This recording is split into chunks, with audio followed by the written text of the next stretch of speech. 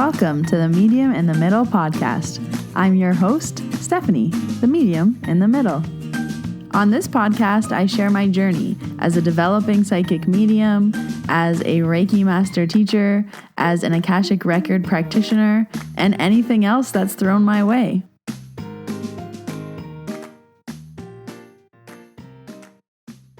Hello, everybody. Welcome back to the Medium in the Middle podcast. My name is Stephanie. I am your host, the Medium in the Middle. And this week, we are talking about the mediums in the mountains. This won't be the full review. We're going to do this in two parts, but I will be discussing some things about the big group reading that I just did. But welcome to episode 130. So if you are a new listener, welcome. I do tell my full mediumship story from episode 1, the first time everything started happening, leading all the way up to where I am today, about 4 years later. So if you want to know the full story, head back to episode 1. But if you are a middler, if you've been here for a while, you know that I had a group reading this week. And while this wasn't my first group reading, I've done them at the Banff Wellness Retreat many times. This was the first one that I put on myself, and A Medium Named Bri came from Ontario to meet me so that we could do it together. And I want to recap some of that today. So in today's episode, I want to talk about things that I learned doing this group mediumship reading on my own, you could say. So creating my own event, doing it with another medium, which was very new. And then in the episode where Bri is going to come on the podcast, we will talk more in detail about the experience, the messages that were delivered, and kind of give you a taste of that energy, because I know a lot of you wanted to be there, but you couldn't. So you can still have that little rendition of it. The only announcement that I have for you this week is that the July Reiki trainings are now live. If you have been waiting for a Reiki Level 1 training, the next one is Saturday, July 9th and 10th. For Reiki is calling your name. If you've been hearing the word and you don't know why, a training might be up your alley. You will know if it is for you. And the next Reiki Level 2 is at the end of July, July 23rd and 24th. If you have been waiting to move on, become a Reiki practitioner, move forward in your Reiki journey, then there are still a few spots left in both of those trainings. I will leave the link down below in the show notes in order for you to register for that. So I'll start off with the details of this group mediumship reading. Sometimes this is called Podium mediumship, so it's literally where you are up in front of a crowd. And I always say, Teresa Caputo style, you walk into the crowd with who you have and you find who the soul belongs to. So we had just over 60 people attending. We sold tickets to this live event in Banff. The last time I did a group reading, it was at the Banff Wellness Retreat, and I have episodes on that if you want to go back and listen to them. But I have done large group mediumship readings on my own. The largest I've ever done was 80 people. And that is where at the Banff Wellness Retreat, I did a 2-hour presentation on mediumship. 1 hour was about my journey into mediumship, and then the other 45 minutes was channeling, and then there was about 15 minutes of discussion. For this event, it was 2.5 hours. And the first 45 minutes, Bri and I told our stories very quickly, how we communicate with spirit, how it was going to work for that afternoon. And then we got into an hour and 45 minutes of channeling loved ones for everyone in the crowd. So a few reflections that I definitely have. I'm someone that always wants to be learning and taking things away from this. And I always like to be mindful of how I'm behaving and what's going on. So in the past, when I've done these large group mediumship readings, it's only ever been at the Banff Wellness Retreat, I've always been very nervous. So they were always on the Sunday. So the retreat is Friday, Saturday, Sunday. They were always on the Sunday. So all weekend, I'm kind of in this like heightened scent of anxiousness. I'm always very nervous. I don't really want to talk about it. And while I know spirit will always show up, there's this like And it's probably a limiting belief, to be honest, that I am going to be so drained. It's going to be so much work. I'm going to be so tired. And usually those weekends, had a busy weekend. I didn't prepare properly. So I've learned from the past that, doing and holding space for 60, 70, 80 people is a lot of work energetically. So I'm constantly saying that Reiki is not energetically draining. That is different for me with mediumship. I get much more drained with mediumship than with Reiki. With Reiki, the idea is Reiki flows through me to get to you, so we both receive healing. With mediumship, the message is going to you through me, so I do still feel like it is a lot more quote unquote work. On my physical body, on my energetic body, it really does knock me out. So, learning from the past, for this event, because I wanted to set myself up for success, I booked off the 2 days before the event and the day after the event because I wanted to be fully rested. I didn't want to be stressed. I didn't want to, have a bunch of things going on. I just wanted to be able to set up for the event, prepare the day before, make sure the venue was all good, meet up with Bri, have our little meeting. There was a lot of things going on that I wanted to just make sure I had time for. So I was very proud of myself for those days off. And I've been asked this question before, how do you prepare for large readings? I've learned, as I just explained, that I need time off before and after. Because if I go into something super busy and rushing and I don't have time to calm down, and I'm not a meditator, you guys know that, but I do need peace and calmness and a bath and a workout. I like my house to be clean. I like laundry to be done. No dishes in my sink. I need to be well fed. I need to have lots of sleep. I personally need to be sober so I don't do anything the day before. So there is a lot of preparation that goes into this, 2.5 hour event. So another thing that I learned from doing this at the Banff Wellness Retreat is that spirit always shows up and I don't need to be nervous. So this idea of, being anxious or nervous, I really wasn't feeling that this time. And I think it was because a medium named Bri was also going to be there. I was like, there's 2 mediums. So if worst case scenario, I just pass her the mic. I'm like, your turn, Bri. And that was something I was almost like I could lean on her if, I'm running a blank or if I don't get anything or if I completely flop, because we always think of the worst case scenario. Worst case scenario, if I get nothing, Bri will get something. She is also a full-time working medium and she does readings every single day. I am not. So that definitely comes into the experience as well, where I have to remember that I don't do this every day. So it is much more preparation for me versus someone like Bri who does this 5 days a week for her job. So that was the one thing that I was actually pretty proud of myself this reading, that I didn't get nervous and I wasn't anxious. There was a period for about 30 minutes before I left my house on the day of the event that I started to get anxious, but leading up to it, I felt fine. When people asked about the event, I was actually excited. Talking about the event, I was actually excited, not nervous, excited. So that was a few of the really big wins. I knew how to set it up. I know how to run events. I know how I wanted things to flow. I'm a Capricorn, so I had everything scheduled down to a T, what minutes we're talking about what, when we're flowing into what. I had tested everything. I had confirmed the setup, yada, yada, yada, all the technical pieces that you need to do when running an event. And that might have also been a piece of because I was now also the event runner, I also had to ensure that all of that was taken care of, so it kind of kept my mind out there. Now, in the past, spirits have come early and kind of trickled in. This time, they did not. They're always testing me. So they did not come in. I didn't get anything early, so we opened the doors 30 minutes before showtime. And originally I was like, I don't want to be there. And then I was like, no, I do want to be there. I want to be in the energy of people. I want to start to see who's coming in. I want to start to, turn the spidey senses on. And as I was standing at the front of the room, smiling at people as they come in, saying hello to familiar faces, I was like, spidey senses on. And I got nothing. And I was like, oh no. So me and Bri were standing outside at one point, and I was like, I tried to turn my spidey senses on and I got nothing.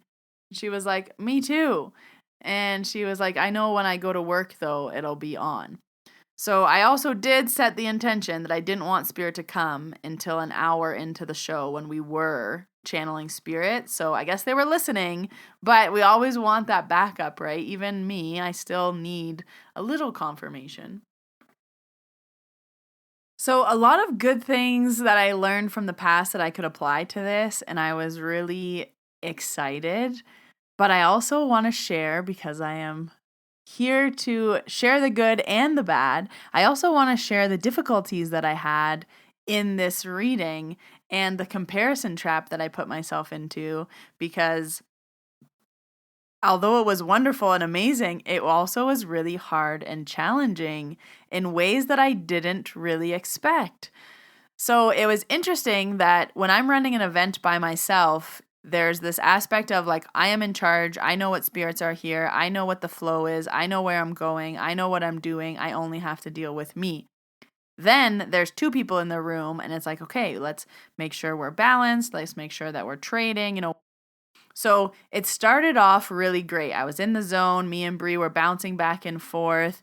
But then my logical brain started to sneak in. And I was like, holy shit, Bri is good.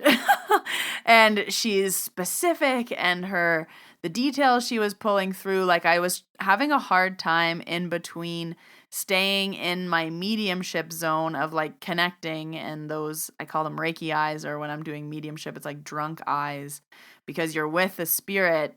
But then I kept pulling out to also to like listen to what she was saying. And I was like, wow, like trying to figure out how she got that information, trying to figure out if I could get that information from the spirit. And I was bouncing between both brains. And then I realized this, and I was like, nope, you cannot do this. You cannot be a listener and be connecting with spirit. So I had to pull my awareness back to be like, stop listening to what Bri is saying and start and stay connected with the spirit. Stay connected with who we're talking to, with what information you're getting, because Bri and I are two very different mediums, and how we receive information is very different. How we deliver information is very different. The types of information that we receive is very different. So it was something I had to be like, stop it, Steph, stop listening and keep working, if that makes sense. So it was really interesting during the show. I had to stop being amazed at all the amazing things that were being said and really pay attention. And then near the end, my tank really started to empty, and I was, after an hour and 45 minutes, I was like, I'm done. And I kept passing the microphone to Bri and being like, do you have anything else? And she just was the engine that could. She never stopped. And eventually we were like, okay, like I'm empty, like I can't do this anymore. The last people that I got, there was like this few pieces of broken information that ended up landing, but it was just feeling so crusty that I was like, no, I just know I'm done. Like we're at time, the event's almost done, but I was trying to push a little bit farther. Another good thing that really happened in the event is there was a few things that I was repeating and repeating and repeating, and no one in the crowd was taking them. Like I kept saying cherry cola, cherry cola. Someone's talking about cherry cola. And the messages that come in afterwards were really nice. So, I had 3 people message me being like, I think that cherry cola was for me. So the last 5 minutes of the reading is where I really started to get choppy, and I knew I was in the back right-hand corner. I knew I was talking to a female, but I couldn't exactly figure out who it was for, and I was getting very spotty information, and no one was really claiming the information. It was a lot of like, maybe me, that might be so-and-so, and I was like, nope, I'm not clear enough. I'm just going to leave it. But I did say a few things. So it was really interesting afterwards having those people sitting in that corner come up to me saying, you said this, I think it was my aunt. You said this, I think it was my friend because of this. I had someone send me a DM saying, you said purple ribbons and you were staring at me. It was this person. So it was really, really interesting when all of those confirmations came in to be like, okay, I knew I was losing the connection, but I knew I wasn't completely off. I'm not completely losing it. And the last thing that I want to talk about here on the podcast was what happened after the event. And it was wonderful. We had people come and talk to us and tell us how things made sense, or if we didn't look at them directly. There's a lot of people that came up to, be like, I think the cherry cola was for me. But it was when I came home and then my logical brain kicked in and I started doing the same thing. I started comparing myself to Bri. And I never thought about what it would be like working beside another medium and then me getting in the comparison trap of like, oh my God, she's more specific than I am. Oh my gosh, she pulls so much more information through than I do. And I knew I was in a trap and I knew I needed a little pity party. All my friends are texting me how great it was. We're getting so many DMs about how wonderful the show was. And I'm sitting here in a little pity party being like, she's so much better than me. Like I was embarrassed. And I had to really pull myself out of that and be like, no, Steph, like you got 3 names correctly for the same family. There was one family in the upper left corner where I got the name of their grandpa, their grandma, and grandma's sister. I literally said, who's John, who's Mary, and who's sister Judy? And they're like, that's our grandma and grandpa and our aunt. But it's so easy to shut off all the things that I said, all the information that I brought through, because I was also a listener, listening to all the information that someone else was going through. And we never want to compare ourselves to others, but we do, and it's human nature. So it was a really reminder for me. I had to pull myself out of that of like, no, it was wonderful, but different. We are not the same type of readers. We don't pull through the same type of information. That's why it landed so well. That's why it worked so perfectly for us to do this event together, was because we bounced off of each other. We brought in those different pieces of elements of information. Yes, I could be specific about the names and who they were. She was specific in saying, you're wearing her ring on your left hand. And it was like a very good mesh. But for a moment, I was just like, I'm going to give myself this second to, wallow, and then I'm going to pull myself out of it. So this is my reminder to you that we cannot compare ourselves to others in anything. Even we're in the same industry. We do the same things, kind of. Structure that's different. The way we work is different. I get more exhausted. Like even they went out for beers right after and I went and I passed out for 3 hours and I was jealous that they could just go out and drink. And I was like, I am a different person. I need that 3-hour downtime. And then I'm happy to go out for, some wine. But there was, again, so much comparison. And it really made me think that this was like a teachable moment for me. But also when I'm mentoring others and saying these things, I just got a big dose of reality on my end as well, saying like, this stuff happens to me too. I am not out of the comparison trap. And I find I don't compare myself to others very often, like very, very rarely, I would actually say. But when you're doing the same thing beside another person in the same event, it was really hard to like stay in my lane and be like, no, I'm great too. We're great, but different. So I really wanted to share that on the podcast and be vulnerable and share that piece with you of the good, the bad, the ugly, and the hard, because it was hard. And I had to be like, that was amazing. And we are just different. And I can't just sit here and compare. So that's what I wanted to bring to you on my recap of it. All the things I learned, all the preparations, all the way that spirit kind of taught me lessons before, during, after, the, human experience of getting in that comparison trap and then having to get out. And then also being mindful of my energy and celebrating when, I was very proud of myself for booking those days off before and after. It was really, really a great event. We had so much fun. We were able to bring through so many messages for that group because we channeled for so long, and there was also 2 of us. So when Bri comes on the podcast, we're going to do more of an experience recap. How was the event? The messages that came through, the people we connected with. It was really interesting. Before we even started the event, I was like, I already know who I want to read. This person's mom's here. This person's sister's here. And she was like, ooh, yeah, like I really want to read that person's mom too. It was really, really cool. So we're going to want to save all of those stories for when Bri is on the pod and we can discuss them, because I know you guys want to hear that energy together and hear those stories. And it's also going to be from two different perspectives, right? She was listening when I was talking and I was listening when she was talking. So there's going to be an interesting perspective of like things that she remembers, things that I remember, because I do remember pieces of the show, and then there's also pieces where I feel like I went blank. Like there's some videos of me where I don't remember even talking to that person. There's some photos of me where I was trying to remember, what spirit was I connected to when I was in that corner? Who was I looking at? So I'm really excited for her to come on the podcast. We do have to schedule it, so I don't think it'll be in the next few episodes, but it will be coming. And we will share more about the details of what came through, how the messages were delivered, and all that fun stuff, because there's always many ways to reflect on a large event, and just making sure you take away from things that you need, making sure you move forward, you learn, and you remember not to compare yourself to others. So that's what I have for you this week.